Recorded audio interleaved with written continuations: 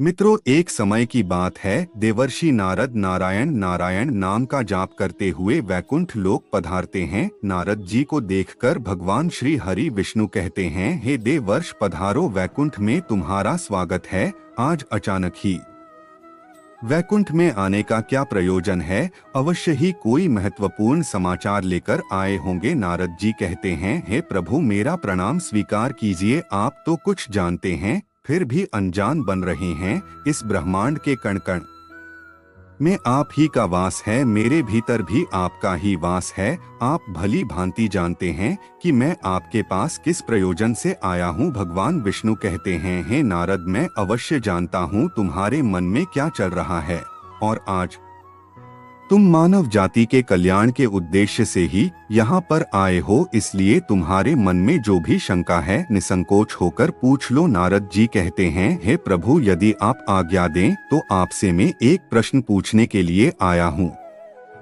हे प्रभु, ब्रह्मदेव ने सृष्टि की रचना करते समय स्त्री और पुरुष का निर्माण किया था और दोनों को ही एक दूसरे के पूरक बनाया है, किंतु हे प्रभु, किन्नरों की उत्पत्ति कैसे हुई जो पूर्ण रूप से पुरुष है और न ही स्त्री है? भगवान विष्णु कहते हैं, ही देवर से आज तुमने उचित ही प्रश्न किया है। तुम्हारे इस प्रश्न का उत्तर महाराज उद्यम की कथा में छिपा हुआ है। देवर्षि कहते हैं, हे प्रभु, महाराज उद्यम में कौन थे? उन्हें किस कारण से स्त्री का शरीर प्राप्त हुआ था? कृपया आप मुझे महाराज उद्योग में का इतिहास विस्तार से सुनाइए। भगवान विष्णु कहते हैं, देवर से आज मैं तुम्हें महाराज प्रद्युम्न की कथा सुनाता हूँ। इस कथा के माध्यम से तुम्हें तुम्हारे सभी प्रश्नों के उत्तर मिल जाएंगे, इसीलिए तुम्हें इस कथा को ध्यान से पूरा जरूर सुनना। जो भी इस कथा को पूरा सुनता है उसके पापों का नाश होता है। देवर्षि कहते हैं, हे प्रभु, मैं इस कथा को पूरा अवश्य सुनूंगा, कृपया आप वह तथा मुझसे कही है। फिर भगवान विष्णु नारद जी को महाराज उद्यम की कथा सुनाने लगते हैं। हे नारद, पूर्व काल की बात है। पृथ्वी लोक पर महाराज इस उद्यम नाम के एक राजा राज्य किया करते थे। वे बड़े ही पराक्रमी, धर्मपरायण, सत्य धर्म का पालन करने वाले शूरवीर और जितेंद्रिय थे। उन्होंने अपने कर्मों से कुल का गौरव बढ़ाया था। महाराज उद्यम में दान शूर और विद्वान थे। उनके राज्य की प्रजा उनसे अत्यंत संतुष्ट रहा करती थी। एक दिन महाराज उद्यम में घोड़े पर सवार होकर शिकार करने के लिए जंगल में चले गए। उनके साथ सिपाही और कुछ मंत्री भी थे। महाराज ने अपने कानों में कमनीय कुंडल पहने थे। उनके पास आज गर्व नाम का धनुष था और बाणों से भरा हुआ तरकस धारण करके वे जंगल में भ्रमण करने लगे। उसी जंगल के पास एक कुमार नाम का जंगल था जो बहुत ही सुंदर दिखाई पड़ रहा था। वह दिखने में तो अत्यंत सुंदर किंतु भयभीत करने वाला था। उस वन में भगवान शिव की माया फैली हुई थी, जिस कारण से वह वन पृथ्वी पर स्वर्ग की तरह प्रतीत हो रहा था। अनेक जंगली पशुओं की ध्वनि दूर दूर से सुनाई पड़ रही थी, जिसे सुनकर राजा का मन सुख की अनुभूति कर रहा था। कोयल पक्षियों की मधुर ध्वनि कानों में पड़ने से महाराज इस उद्यम में अत्यंत प्रसन्न हो रहे थे। जैसे ही महाराज उद्यम ने कुमार नाम के उस जंगल में प्रवेश किया, उसी क्षण उनका शरीर स्त्री रूप में बदल गया। महाराज का घोड़ा भी घोड़ी के रूप में बदल गया। उनके साथ आए हुए सभी सिपाही और मंत्री भी स्त्री बन गए। अचानक हुए इस विचित्र बदलाव को देखकर महाराज और सभी सिपाही आश्चर्य चकित हो गए और चिंता में पड़ गए। वे मन ही मन सोचने लगे, ये क्या हो गया? महाराज ने अपने स्त्री रूपी शरीर को देखकर बहुत दुखी होकर लज्जित हो गए और अपने सिपाहियों से कहने लगे, यह हमारे साथ क्या अनिष्ट हो गया है? हम सभी अचानक से पुरुष स्त्री कैसे बन गए? अब हम क्या करें? स्त्री का शरीर लेकर हम घर कैसे जाएं और कैसे मैं राज्य का संचालन करूंगा? हमारी प्रजा हमें देखकर क्या कहेगी? देवर से भगवान विष्णु से कहने लगे, हे प्रभु, आपने यह बड़े आश्चर्य की बात कही है। देवताओं के समान तेजस्वी राजा उद्योग को स्त्री का शरीर कैसे प्राप्त हो गया? इसका क्या कारण है? कृपया बताइए। उस रमणीय वन में राजा ने ऐसा कौन सा कार्य किया जिससे उन्हें स्त्री का शरीर प्राप्त हुआ, कृपा करके विस्तार से बताइए। तब भगवान विष्णु कहने लगे थे, देवर वर्ष इसके पीछे भगवान शिव की ही माया है। भगवान शिव की माया से ही महाराज प्रद्युम्न को और उनके सिपाहियों को स्त्री का शरीर प्राप्त हुआ है। इसलिए अब तुम इसे ध्यान से सुनो। एक समय की बात है, भगवान शिव और देवी पार्वती किसी वन में एकांत में विहार कर रहे थे। तभी सनकादिक राष्ट्रीय गान अपने तेज से 10 दिशाओं को प्रकाशित करते हुए भगवान शंकर के दर्शन करने के लिए उस वन में आ गए। सनकादिक मुनियों को किसी भी प्रकार का बंधन नहीं है, वे बिना आज्ञा लिए किसी भी स्थान पर कभी भी आ जा सकते हैं।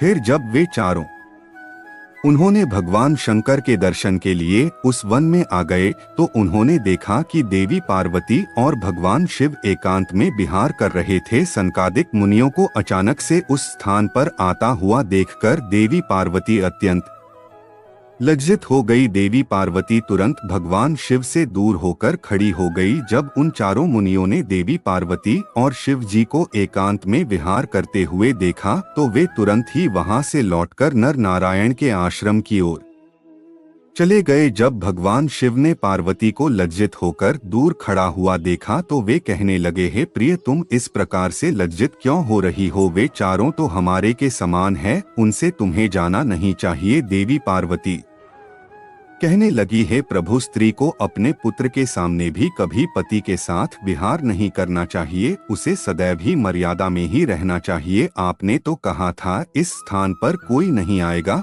फिर हमारे एकांत में विघ्न निर्माण करने के लिए ये चारों मोरनी कहाँ से आ गए? आप तुरंत ही कोई ऐसा उपाय कीजिए जिससे कोई भी इस वन में ना आए, नहीं तो मैं इस स्थान से चली जाऊंगी। तब भगवान शिव ने कहा, है प्रिय, ठीक है, तुम्हारे इस दुख को दूर करने के लिए मैं अभी उपाय करता हूँ। प्रिय, आज से ही इस वन में कोई भी पुरुष भूल से भी आ जाएगा तो वह स्त्री हो जाएगा। थे देवर्षि, उस दिन से जो भी उस वन में जाता है वह स्तरीय बन जाता है।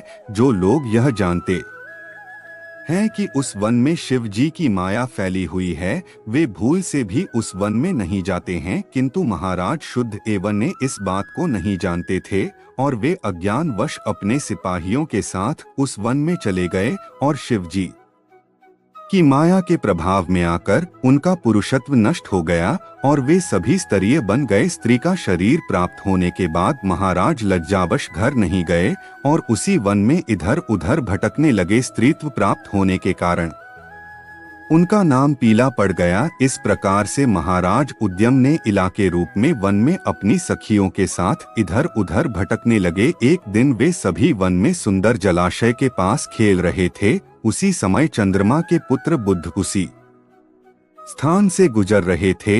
अनेक स्त्रियों के साथ भ्रमण करती हुई उस युवती को देखकर चंद्रमा के पुत्र बुध उस पर मोहित हो गए। इला के सुंदर तथा मनमोहक रूप को देखकर बुद्ध जी मंत्रमुग्ध हो गए और उसी क्षण उनके मन में उस इलाह को पाने की इच्छा प्रकट हो गई। जब इला ने भी बुद्ध जी का सुंदर रूप देखा तो वे भी बुद्ध जी पर मोहित हो गई और उन्हें अपना पति बनाने के लिए व्याकुल हो उठी। इस प्रकार से इला और बुद्ध दोनों ने एक दूसरे को देखकर अपना प्रेम प्रकट किया। परस्पर अनुराग के कारण उन दोनों ने विवाह कर लिया और कुछ दिनों में उन दोनों के बीच संयोग हुआ। फिर बुद्ध ने इलाज के गर्भ से एक संतान को उत्पन्न किया जिसका नाम पुरुरवा रखा गया, जो आगे चलकर चक्रवर्ती सम्राट हुआ। पुत्र को जन्म देने के बाद भी वह इला उसी वन में रहने लगी। फिर एक दिन इला अपने पहले के पुरुष रूप को याद करके चिंता करने लगी। तभी उसने मुनिश्रेष्ठ वशिष्ठ जी का स्मरण किया। इला के द्वारा स्मरण करते ही मुनिवर वशिष्ठ जी उस स्थान पर प्रकट हुए। मुनि वशिष्ठ जी इलाज से कहने लगे, हे देवी, आप किस कारण से दुखी हैं? यदि कोई गोपनीय बात न हो तो तुम मुझे तुम्हारे दुख का कारण बताओ। तब वह इला वशिष्ठ जी से कहने लगी, है मुनिवर, इस वन में आने से पहले मैं एक पुरुष थी, मेरा नाम उद्यम ने था, किंतु इस वन में आते ही मेरा शरीर स्त्री का बन गया है। ऐसा किस कारण से हुआ, कृपया मुझे बताइए। तब मुनि वशिष्ठ जी कहने लगे, हे देवी, शायद तुम नहीं जानती होगी, इस वन में भगवान शिव की माया फैली हुई है। उन्होंने इस वन को ऐसा श्राप दिया है कि जो भी पुरुष इस वन में आएगा वह स्तरीय बन जाएगा। उन्हें भगवान शंकर की माया के कारण तुम्हें स्त्री का शरीर प्राप्त हुआ है। फिर वह इला कहने लगी है, मुनिवर कृपा करके मुझे मेरा पूर्ववत शरीर प्रदान कीजिए। मेरी प्रजा मेरे बगैर दुखी है, ऐसी हालत में अपने राज्य में नहीं लौट सकती। मुनि वशिष्ठ जी से महाराज उद्यम की ऐसी अवस्था देखी नहीं गई। महाराज बड़े शूरवीर और पराक्रमी थे, किंतु शिव जी की माया के कारण उन्हें स्त्री का रूप प्राप्त हुआ था। वशिष्ठ जी कहने लगे, हे वत्स, तुम चिंता मत करो, मैं भगवान शिव से प्रार्थना करके तुम्हारी सहायता करूंगा। तब वशिष्ठ जी ने उसी स्थान पर समस्त लोगों का कल्याण करने वाले भगवान शंकर की आराधना करना आरंभ किया। भगवान शंकर वशिष्ठ जी की आराधना से अत्यंत प्रसन्न हुए और साक्षात उन्हें दर्शन देकर कहने लगे, हे मुनिवर, मैं आपकी भक्ति से अत्यंत प्रसन्न हूँ। आपको जो भी मनोवांछित वर चाहिए उसे मांग लो। तब वशिष्ठ जी भगवान शंकर से कहने लगे, हे प्रभु, आपके दर्शन से मेरा व्रत सफल हुआ है। भोलेनाथ, मेरी बस यही कामना है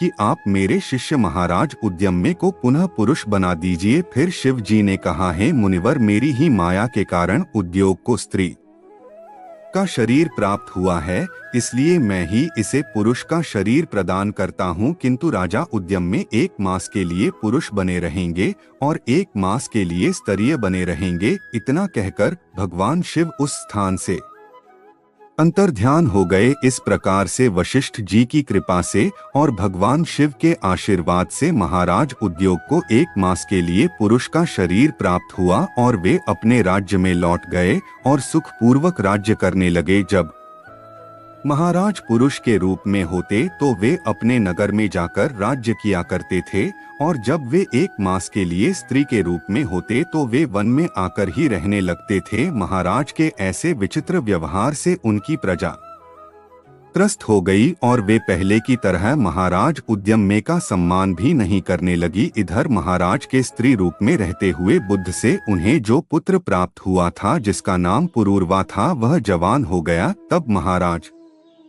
उद्यम ने उसे अपना राज्य सौंप दिया और वे सदा के लिए वन में रहने के लिए चले गए। वन में जाकर महाराज उद्यम ने अपने स्त्री शरीर इलाज के रूप में तपस्या करने लगे। फिर उन्होंने देवर्षि नारद जी से नवकार मंत्र की दीक्षा ली और देवी पार्वती की उपासना करने लगे। अनेक वर्षों तक उस वन में रहकर उन्होंने उस मंत्र का जाप किया और देवी को प्रसन्न कर लिया। तदनंतर भक्तों का उद्धार करने वाली जगत जननी भगवती पार्वती ने उन्हें साक्षात दर्शन दिया। उस समय देवी से यहाँ पर आरूढ़ होकर उनके सामने खड़ी हो गई। देवी को अपने सामने खड़ा हुआ देखकर इला ने उन्हें नमस्कार किया और उनकी स्तुति करने लगे हैं, जगत जननी, मैं आपके चरण कमल की वंदना कर रही हो, कृपा करके मुझे इस शरीर से मुक्ति प्रदान कीजिए। तब देवी ने उस पर प्रसन्न होकर कहा है, इला, आज तुम्हें स्त्री शरीर से मुक्ति मिल जाएगी और तुम परम पद को प्राप्त कर लोगी। देवी के इतना कहते कि इला ने अपने शरीर का त्याग किया और परम पद को प्राप्त कर लिया। महाराज उद्यम ने परम धाम को जाने पर महाराज पुरूरवा राज्य करने लगे थे। देवर वर्ष, अब सुनो किन्नरों की उत्पत्ति का रहस्य। महाराज प्रद्युम्न अपने सिपाहियों के साथ उस वन में आए थे। उनके जो सिपाही थे वे सभी किन्नर बनकर सुमेरु पर्वत के पास जाकर निवास करने लगे। उन्हीं से किन्नर प्रजाति की उत्पत्ति हुई। तो दोस्तों, इस प्रकार से भगवान विष्णु ने नारद जी को किन्नरों की उत्पत्ति का रहस्य बताया है। उम्मीद है आपको यह कथा पसंद आई होगी। तो मित्रों, अपने चैनल अलौकिक इतिहास को सब्सक्राइब जरूर कीजिएगा। वीडियो को लाइक जरूर करें और कमेंट में जय श्री हरि विष्णु और हर हर महादेव जरूर लिखें। धन्यवाद।